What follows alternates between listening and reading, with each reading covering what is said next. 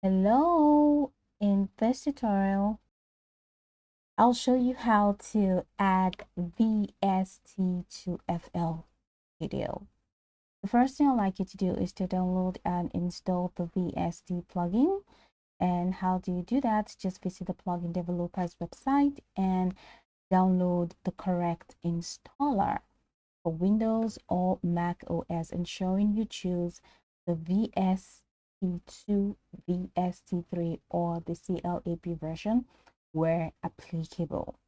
The next thing that you like to do is to run the installer and use the default or custom install location, not mandatory, but default locations are the easiest. Alternatively, if it's a manual plugin, all right, just save it in a dedicated VST plugin folder. The next step that you like to take is to open the FL Studio, which I have done right here, and access the plugin manager. So let's just imagine that you have already installed this VST plugin and you stored it or you saved it in the folder that is best for you.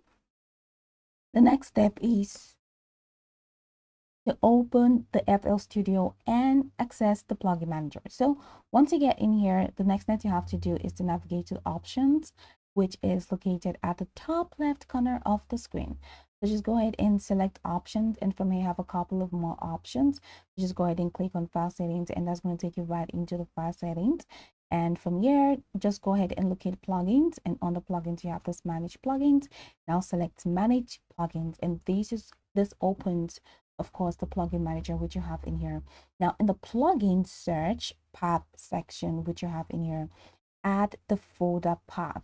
And how do you do that? Just go ahead and click here. Here we have browser extra search folders. Just go ahead and add the folder path where you listed or where you installed or placed the VST. If it's not a default path, so just go ahead and click on that.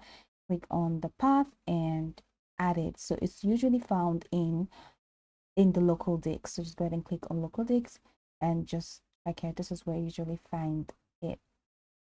So once you do that, just it's going to be installed here, or it's going to be saved here and scanned automatically. So if the plugin installer used a default system path, FL might find it anyway, but adding the path ensures FL Studio knows where to scan. First, that's where you get to do it manually, like I showed you. So go ahead and click the find installed plugins, which you're going to find, and enable verified plugins if available. This ensures correct categorization, that's generator versus effects, and improves recognition. Optionally, you can click the rescan previously verified plugins, which you're also going to find here if updating or reconnecting updated versions, and wait for the scan to complete. Now, once scanned, open FL Studio's browser and go to plugin database. All right. Okay, so this is the plugin. So just head over to plugin and then head over to the plugin database, which is at the left navigation panel, and head over to generators. Now generators for instruments, or you can just go ahead and click on effects depending on the type of plugin, and you should see the plugin under new. So right click the plugin and select add to plugin database and flag as favorite. This allows you one-click access in future sessions. So to use it, just go ahead and open the channel rack and click on add one and select your plugin, or use the FX slot menu if it's an effect. So the plugin GUI should open. If necessary, just check wrapper settings and you can find scaling, a latency, bit version, and whether it's bridged. On Windows, bridging happens automatically if bit depth mismatches.